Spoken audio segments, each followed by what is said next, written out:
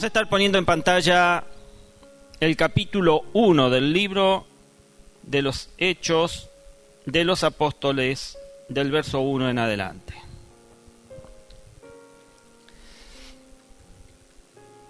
Dice: estimado Teófilo, en mi primer libro me referí a todo lo que Jesús comenzó a hacer y enseñar, hasta el día en que fue llevado al cielo, luego de darles instrucciones por medio del Espíritu Santo a los apóstoles que había escogido.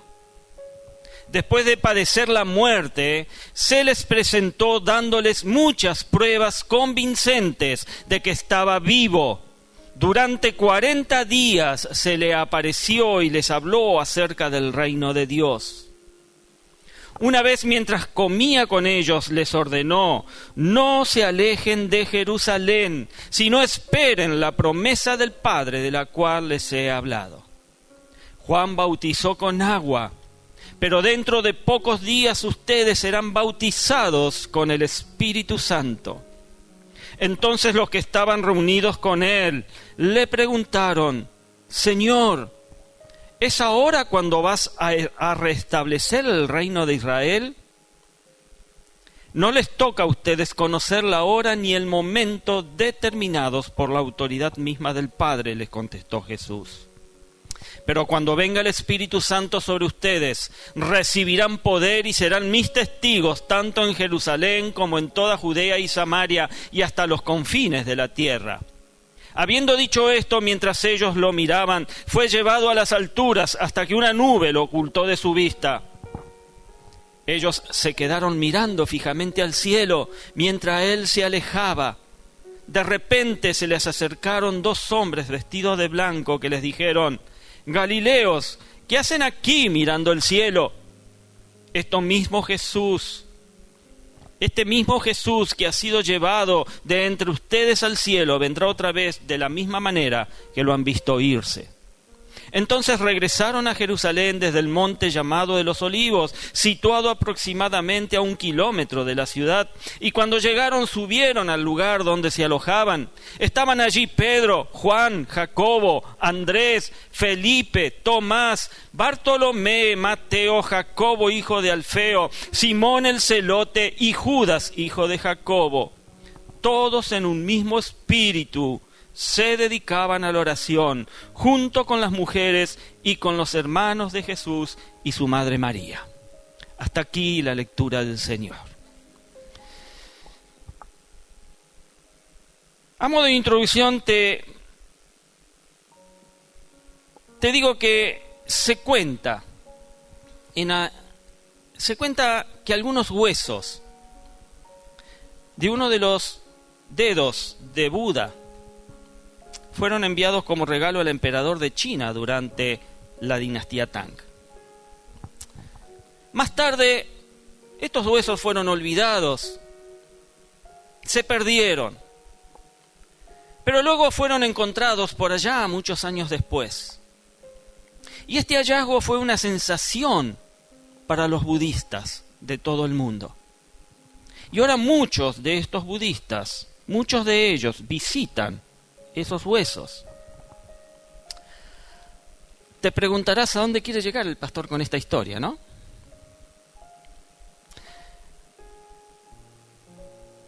Bueno, mira, el asunto es el siguiente.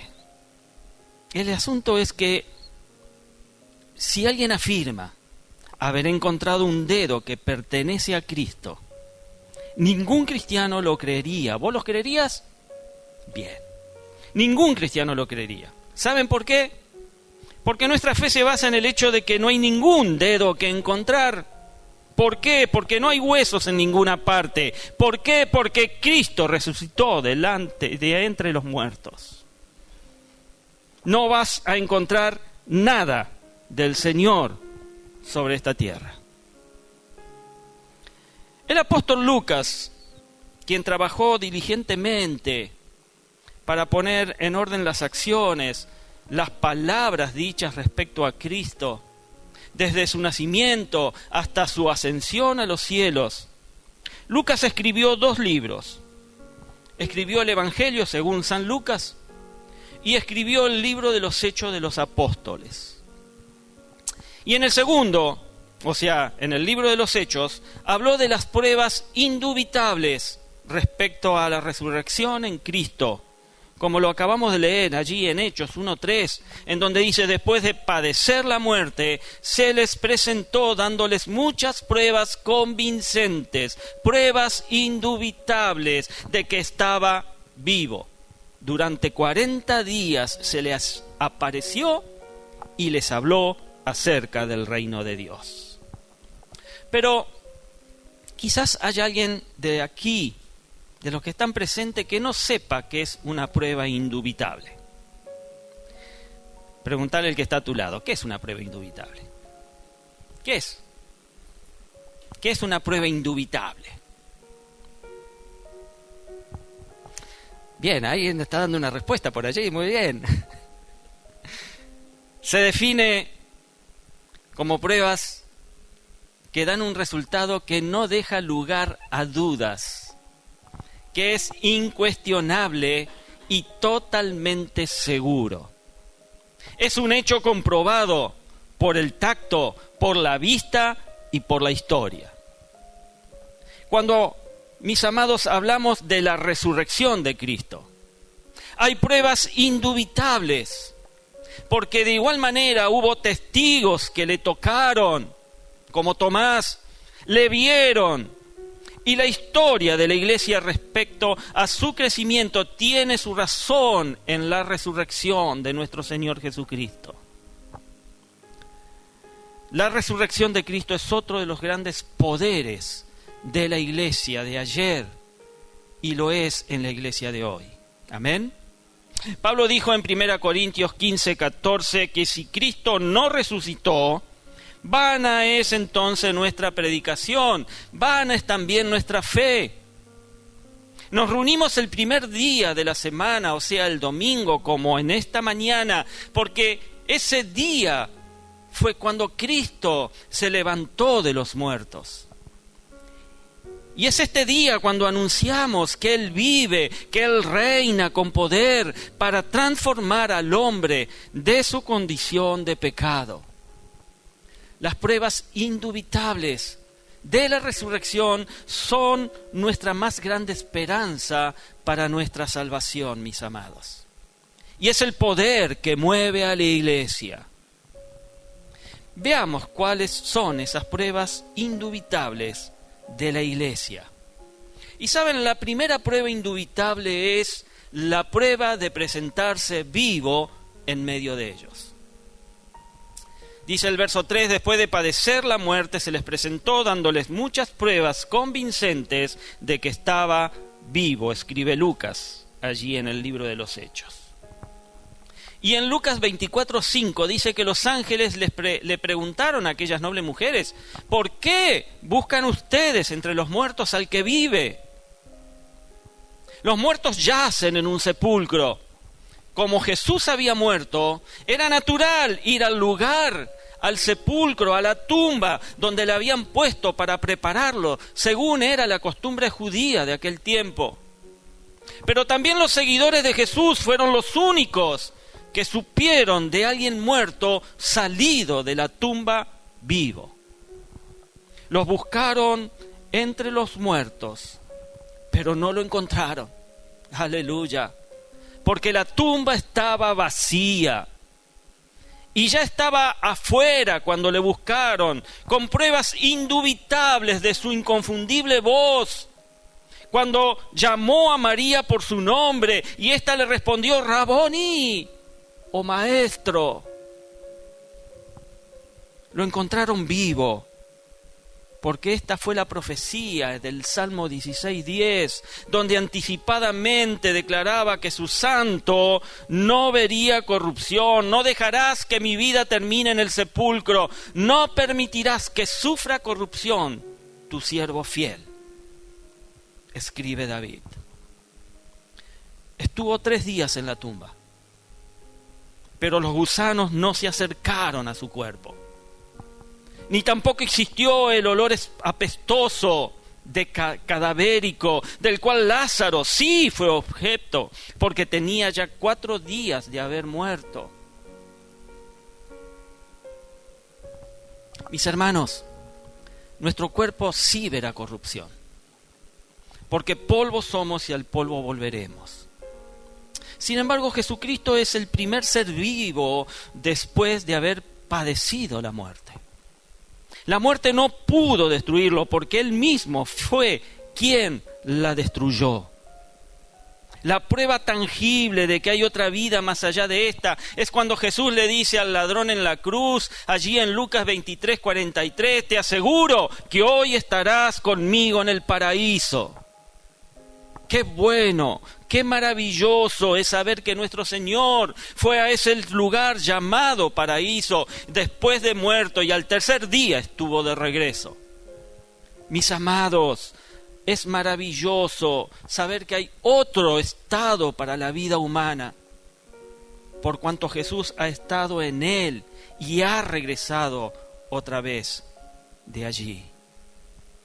Y si bien Él nos volvió a dejar, el hecho de haber estado con sus discípulos durante 40 días, después de resucitado, nos da la garantía que Él volverá otra vez, como lo habéis visto ir al cielo, así lo veremos regresar.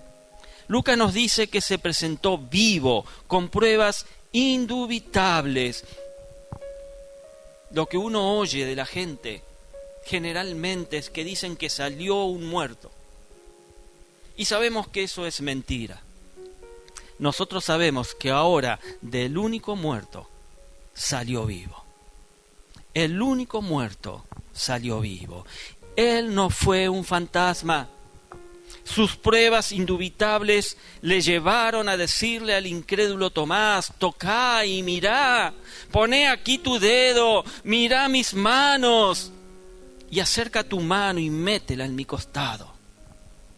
¿Quién que no esté vivo podría haber dicho esto? La resurrección de Cristo demostró su inocencia de todo pecado.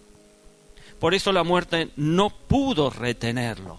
Jesús se presentó vivo y ahora es nuestra garantía de triunfo. Amén. Amén. Eleva un amén. Di un aleluya a esto, mi hermano. Él es nuestra garantía de triunfo sobre la muerte. La segunda prueba indubitable es la prueba de los testigos que lo vieron. Los primeros que le vieron fueron los apóstoles que había escogido. El verso 2 dice, hasta el día en que fue llevado al cielo, luego de darles instrucciones por medio del Espíritu Santo a los apóstoles que había escogido. Si bien Jesús se les apareció a muchas personas, de acuerdo con el testimonio de Pablo, primeramente se les apareció a sus discípulos. No se mostró a todos, sino a aquellos que pudieron ver el milagro de su cuerpo nuevo y el cumplimiento de su palabra. La resurrección de Cristo tuvo muchos testigos, pero ninguno como sus discípulos. Antes que esto sucediera, todos ellos, cada uno de ellos estaban dispersos y con miedo. Pero ahora están unidos por la resurrección de su Maestro. La esperanza que se había perdido y los había llevado a una tremenda desilusión, hasta el punto de regresar otra vez a su antigua vida.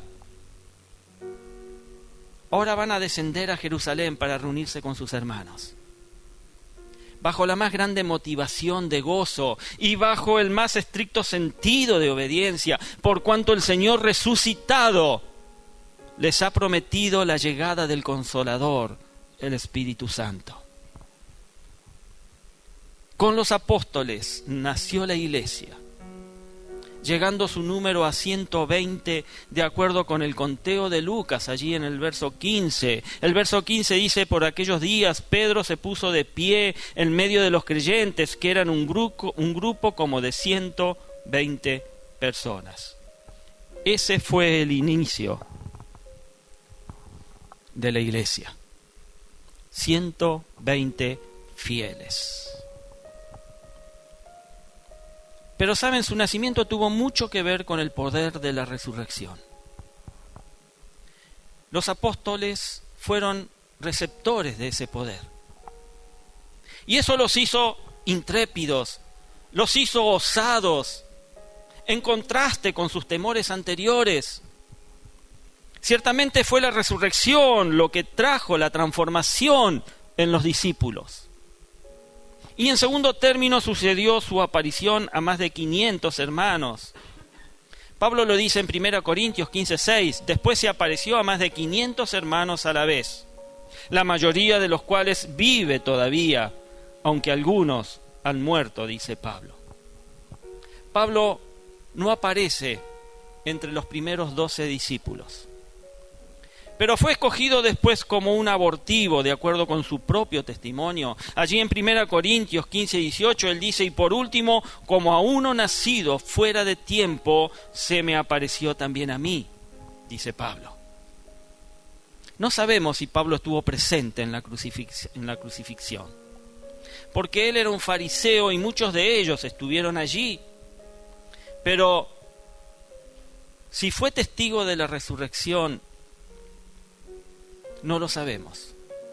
Jesús se le apareció en el camino a Damasco y a partir de entonces fue un testigo poderoso de la resurrección de Cristo.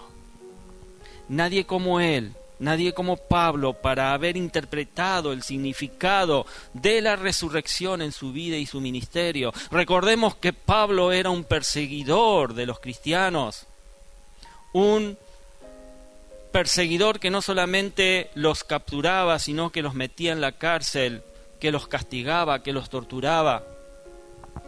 Y nadie como él para haber interpretado el significado que tuvo la resurrección en su vida y luego en su ministerio. Él supo que el Señor se le apareció primero a Pedro, después a los 12, y cuando Matías fue escogido para el reemplazo de Judas, y después se le apareció a unos 500 hermanos más. ¿Cuál fue el propósito de Pablo al mencionar esto? Pues el propósito fue mostrarnos las pruebas indubitables del poderoso Cristo resucitado. Pedro, hablando de la resurrección de Cristo como la esperanza viva que todos tenemos, nos dejó este extraordinario texto allí en 1 Pedro, capítulo 1, verso 3. Alabado, dice Pedro, sea Dios, Padre de nuestro Señor Jesucristo, por su gran misericordia, nos ha hecho nacer de nuevo mediante la resurrección de Jesucristo, para que tengamos una esperanza viva y recibamos una herencia indestructible, incontaminada e inmarchitable. Tal herencia está reservada en el cielo para ustedes.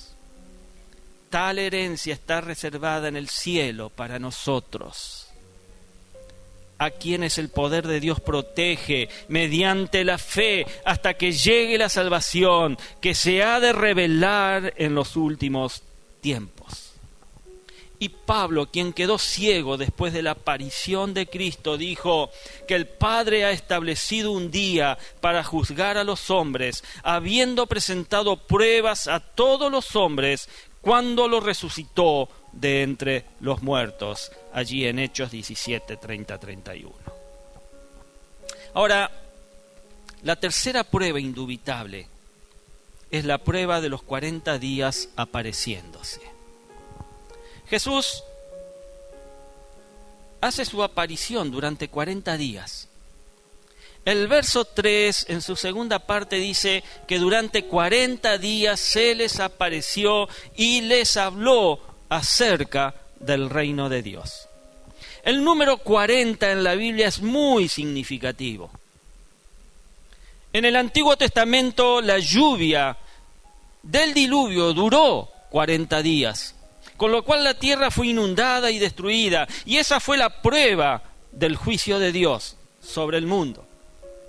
Moisés duró 40 días en el monte del Sinaí, recibiendo la ley de Dios, y eso probó el compromiso de Dios con su pueblo.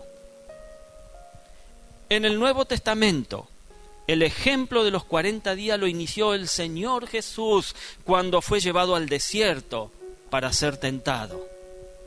Eso probó la humanidad de Jesús y su compromiso con los hombres. Ahora Lucas nos habla de los 40 días de aparición del Señor después de su muerte y la prueba indubitable de que Él está vivo. De acuerdo con el estudio de los evangelios y lo escrito por Pablo, Jesús se apareció unas 14 veces después de su resurrección, y esto fue un tiempo suficiente para demostrar a sus discípulos y al mundo de su tiempo la verdad incuestionable de que Él vive, y por lo tanto debemos tener, mi hermano, mi amada iglesia, la confianza y la seguridad que todo lo dicho por Él ha sido cierto y su evangelio debe seguir siendo proclamado todos los días hasta el fin del mundo. Amén. Jesús pudo haber ascendido al cielo al día siguiente de su resurrección, pero se demoró 40 días para disipar las dudas respecto a un cuerpo robado. Durante esos 40 días, la conversación con los discípulos, durante todo ese tiempo, por supuesto no está registrada. No sabemos los temas de cuáles cosas Jesús y sus discípulos hablaron. Sin embargo, lo revelado por el texto es que Jesús, hasta el día que fue recibido arriba en el cielo por la intervención del Espíritu Santo, dio instrucciones a los apóstoles sobre qué hacer en su ausencia. Les habló seguramente acerca del reino de Dios. Pudo hablarles de ese reino venidero, del cual Él iba a prepararles un lugar para ellos también. Pudo hablarles del reino milenial, del cual Juan hace referencia en su Apocalipsis, allí en el capítulo 20. Pero yo creo que Jesús les habló del reino de Dios inaugurado por Él mismo al comienzo de su ministerio. ¿No fueron acaso sus primeras palabras allí en Mateo 4:17? Arrepentíos y convertíos porque el reino de los cielos se ha acercado. Ya ellos habían recibido la gran comisión. Pero ahora Jesús necesitaba hablarles acerca de la importancia que tendría la extensión de ese reino de los cielos. La promesa de la iglesia, la promesa de la llegada del otro Consolador, o sea, el Espíritu Santo, apuntaba a eso, pues ellos deberían ser testigos, comenzando desde Jerusalén hasta lo último de la tierra. Ellos hablarían de su Cristo resucitado como la esencia de ese reino. Y la cuarta prueba indubitable es la prueba del nacimiento de la iglesia. Jesús dejó la orden de la gran comisión universal, allí de acuerdo con Mateo 28, 18, 20, pero también dejó una comisión específica en Hechos capítulo 1, verso 8, cuando Él dice: pero cuando venga el Espíritu Santo sobre ustedes, recibirán poder y serán mis testigos, tanto en Jerusalén como en toda Judea y Samaria y hasta los confines de la tierra. Ahora, el propósito principal de esta comisión era la evangelización mundial. Esta debería ser la tarea por excelencia de la iglesia en su comienzo, y a través de Pablo esto se hace posible. Y en la manera como esa iglesia naciente entendió la tarea, la obra de Jesús lograría tener éxito. Todo el ministerio de Jesús, a través de la manera en que la iglesia que nacía en ese momento había entendido la tarea que tenía que hacer, toda esa obra, ese ministerio de Jesús lograría tener éxito. Pero antes que todo eso ocurriera, Jesús le dio otra orden a los discípulos para que se cumpliera la primera. Y les dice: y estando juntos, les mandó que no se fueran de Jerusalén, allí en el verso 4. Ahora, ¿por qué deberían cumplir esta orden antes de la gran comisión? Porque de esa reunión con los 120 en el aposento alto dependía el resto del plan trazado por Jesús. Fíjense que no había nada improvisado en esto, mi hermano. Jesús tenía ya el plan trazado para que hoy, domingo 28 de agosto de 2022, la iglesia del Señor esté alabando y escuchando su palabra, llevando esa comisión a todos aquellos que necesitan de Jesús. El plan trazado de Jesús dependía de que esos 120 en el aposento alto estuvieran juntos.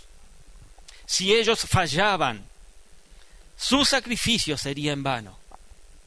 Con la iglesia reunida comenzaba su nacimiento sobre la base de alguien que está vivo. No era una iglesia sobre un conocimiento de alguien que había muerto, sino era sobre la base de alguien que estaba vivo, que se levantó con pruebas indubitables. El poder de la resurrección de Cristo dio origen a la iglesia de la cual venimos nosotros. Y desde entonces y hasta ahora, su reunión, nuestra reunión, el primer día de la semana, o sea, el domingo, se constituye en nuestro más grande gozo. El mismo de los discípulos cuando descendieron a Jerusalén después de la ascensión de Cristo a los cielos. Pero esa prueba indubitable es la garantía de nuestra propia resurrección también. Esa es nuestra esperanza de gloria. Eleva otro amén, eleva otro aleluya al cielo. Esa es nuestra esperanza de gloria, estar sentado a la diestra, alabando y adorando a nuestro amado Jesucristo. Amén. John Quincy Adams fue el 6º presidente norteamericano, allí entre el año 1825 al 1829. Cuando este hombre tenía 80 años, un amigo dijo: ¿Cómo estás, John Quincy Adams? Él respondió: el propio John Quincy Adams está muy bien, gracias. Pero la casa en la que vive está lamentablemente en ruinas. Se tambalea sobre sus cimientos. Las paredes están muy destrozadas y el techo desgastado. El edificio tiembla con cada viento y creo que John Quincy Adams tendrá que dejarlo pronto. Pero él se encuentra muy bien. Mi hermano, cuando alguien deja el edificio viejo, o sea, este cuerpo, y parte a la presencia del Señor, se va con la garantía que un día descenderá con Cristo para tener una nueva casa. Amén. La resurrección de Cristo es nuestra mayor garantía, que también nosotros vamos a resucitar con un cuerpo como el suyo, un cuerpo glorificado. Bendita es nuestra esperanza, mi hermano. Aleluya. Aleluya. Bendita es nuestra esperanza. Paz y adoración.